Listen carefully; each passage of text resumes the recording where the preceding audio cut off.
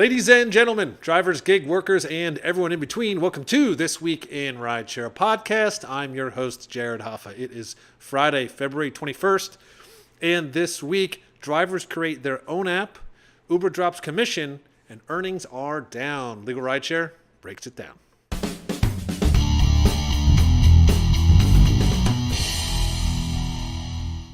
And from Legal Rideshare, I'm joined by the co-founder and lead attorney, Brian Greening. Brian, happy Friday. Happy Friday, Jared. Great to be back for another episode. Right, we're rocking it casual today. You got the sweater. I'm wearing the nerd shirt. You know what? It's Friday. We might as well let loose. It's true. And it's actually, it's just my hope that it continues to get a little bit warm in the city. It's been freezing in Chicago, so I feel like I can wear a T-shirt. It brings the warmth back, I think. That's the hope. It's fun. As soon as it hits 22 degrees outside, everybody's in shorts and T-shirts. We're grilling, baby. We're grilling outside for sure. All right, we're going to get started with the stories this week. All very interesting and a little different than usual. The first one is drivers are creating their own app, and they're actually fighting Uber by launching multiple apps. And this is from Business Insider, and they reported, quote, Sperry and several hundred fellow drivers in San Diego are exploring forming a cooperative. Instead of driving for the established apps, they would set up their own app, elect leaders to manage it, and create transparent policies around issues such as deactivating drivers. In some cities, there's already these driver co-ops are existing. One in New York has existed since 2021. There's also one called the Drivers Co-op Colorado, which launched last September. This co-op has about 16,000 drivers, and it guarantees them 80% of each fare that riders pay. Many ride-hailing drivers say they get paid less than half of the fares on other apps. This co-op promises also represents a greater share than Lyft, which says it pays drivers 70% of the weekly pay after fees. So, Brian, I feel like we've covered this a while ago, that there was hints about drivers doing this. It's exciting to know that there's multiple co-ops happening, and these apps are live and well. Yeah, I love seeing this. This is competition is good. Driver control is good. Do I expect that these co-ops are going to take over and beat out Uber and Lyft? No, I don't. But what they are doing is they're giving drivers options. They're giving drivers power. So if drivers have the ability to enter into these organizations, drive on the apps that they're in charge of, it gives them an opportunity to control their own destiny. And if more and more of these drivers are willing to go that route, it's going to put pressure on Uber and Lyft to pay better, to give a better work environment, to handle things like deactivations and provide more transparency. So I love the concept of drivers taking control of their destinies and seeing that they're really working. Like I just think it's really positive news, and it gives drivers an opportunity to look into the future and maybe see some bright spots. Yeah, I mean, this is incredible. I mean, this one cooperative has 16,000 drivers. So it seems like those 16,000 have access to this app. 70% of the pay from the app. I mean, right, this is great competition. It's showing that the drivers themselves are taking control of the situation. And I love it. And I do believe we have talked about the New York City Drivers Cooperative before. It's been around for 40 years, too. So this isn't new. This is obviously taken time, but it's great to see from East Coast to the West Coast, it's happening. Drivers are getting together, they're organizing, and they're saying, we can make a better app, which is fantastic. Right, and we've talked about it before. The rideshare companies do everything they can to make the drivers individuals. They do not want drivers working together. They want drivers to feel alone, to act like they don't have any support other than themselves. Because if they can, atomize the driver, if they can isolate the driver, then there's not any concern that the drivers are going to join together to try to do something that could harm or shake up the corporate business model. These co-ops are showing that when drivers get together and act in their best interests collaboratively, good things can happen. So whether it's creating co-op apps, whether it's standing together on the streets and protesting, demanding better working conditions, a lot of voices together are going to have far more success than an individual driver could ever dream of. So this is just an example of the power of collaboration. Oh, 100%, which is a great transition into our next story here, which also is sort of a plot twist and a turn for Uber, which has adopted a new model for their drivers in India. Now, this is from Yahoo Finance, and they reported, quote, ride-hailing platform Uber has moved to a zero commission model for its auto rickshaw drivers in India and will instead charge them a subscription fee, mirroring a strategy followed by local rivals as competition intensifies. Uber said it will now only connect users with nearby drivers and will suggest a fare, but the final amount would be deducted by the driver and the rider. Decided by the driver and the rider, the company said in a blog post. The company spokesperson also said they made this shift as it did not want to be at a competitive disadvantage. Now, I understand this is obviously focused on India, but it just shows, as we've talked about so many times before, they can do these things if they want to do them.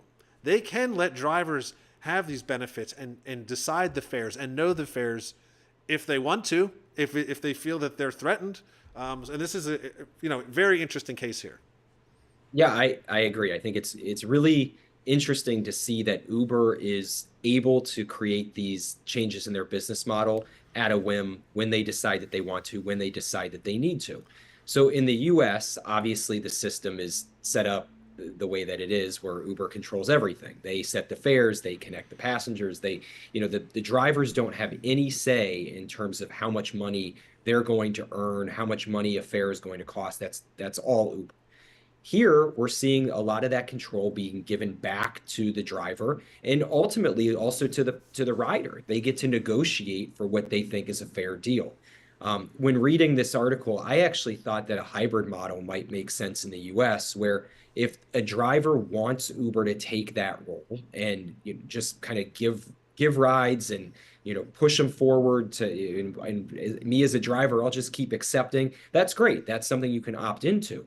But if a driver has a desire to pay a flat rate and then get into this market where they can negotiate their own fares, I think that should be an option too.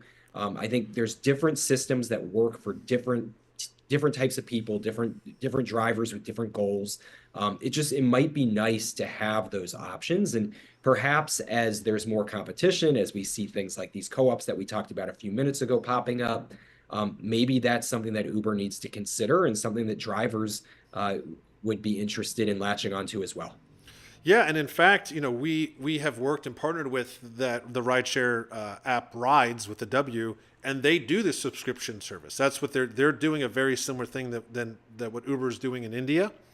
And just like you said, I would love to see them bring something like this here. It clearly is needed, and it's at least another option for drivers.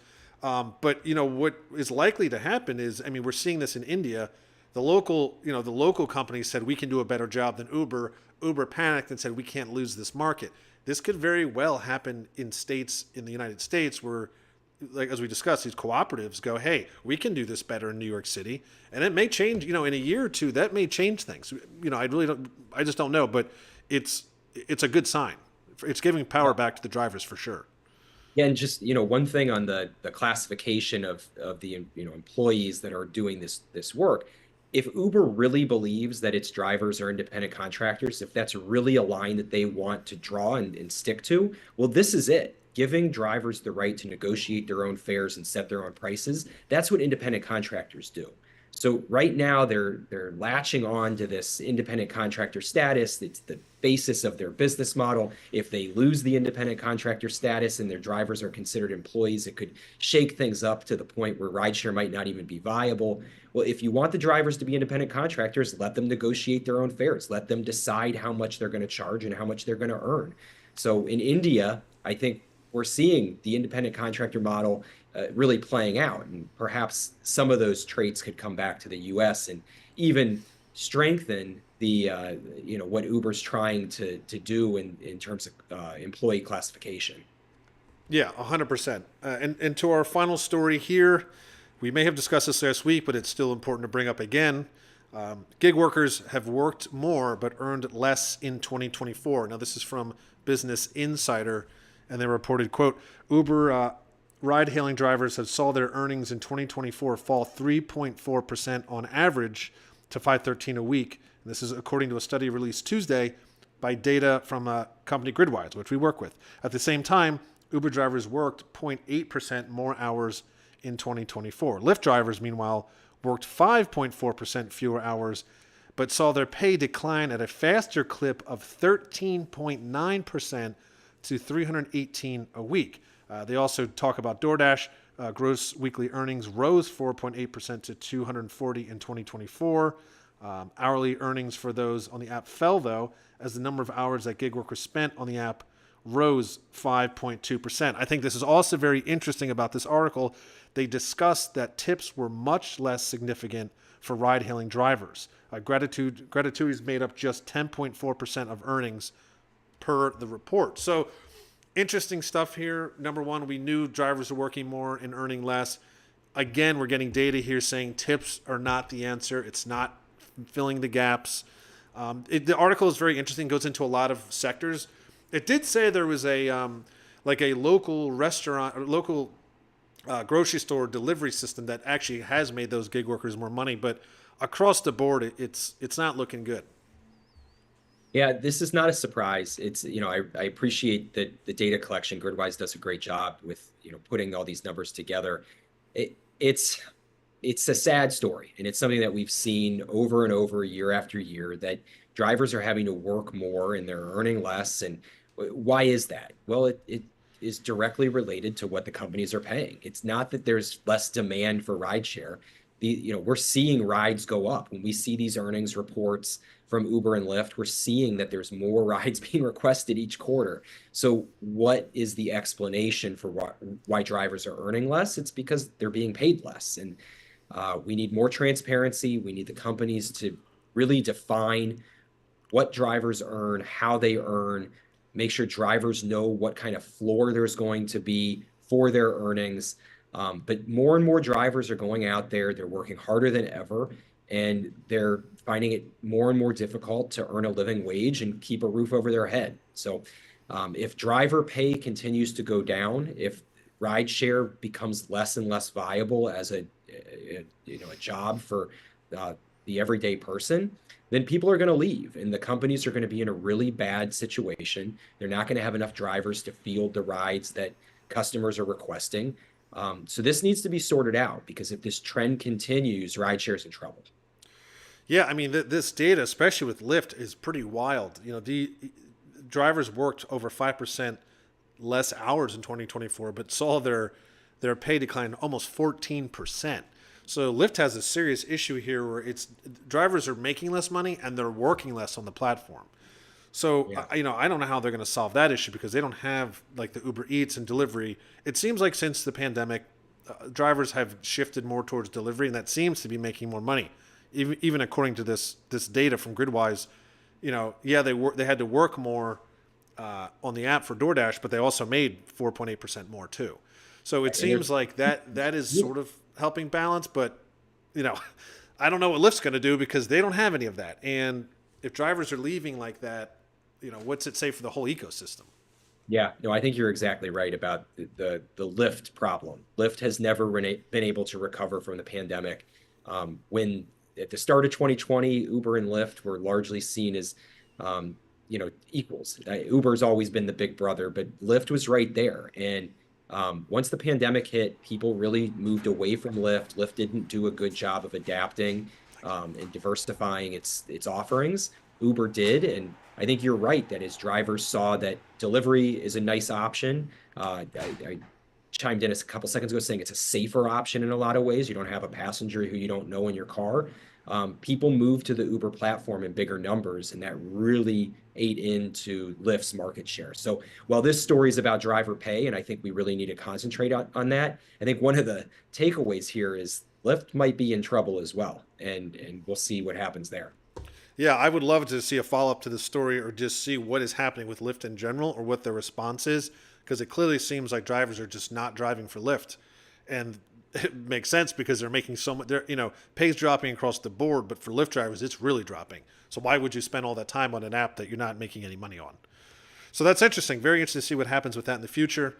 Those are our stories this week. So as always, Brian, I will give you the last word before we head into the weekend. Yeah, just a reminder for everybody that if you find yourself injured on the job, if you're involved in an accident, please do not hesitate to reach out to LegalRideshare. Consultations are always free. Our attorneys are ready to help with insurance claims, give you advice on how to get medical bills paid, recover lost wages, any sort of damage that you sustain, we can help you recover money for. LegalRideshare.com has all of our contact information, and please do not hesitate. Great. Thank you, Brian. And as I like to say, that is the end of this week in Rideshare. See you next week.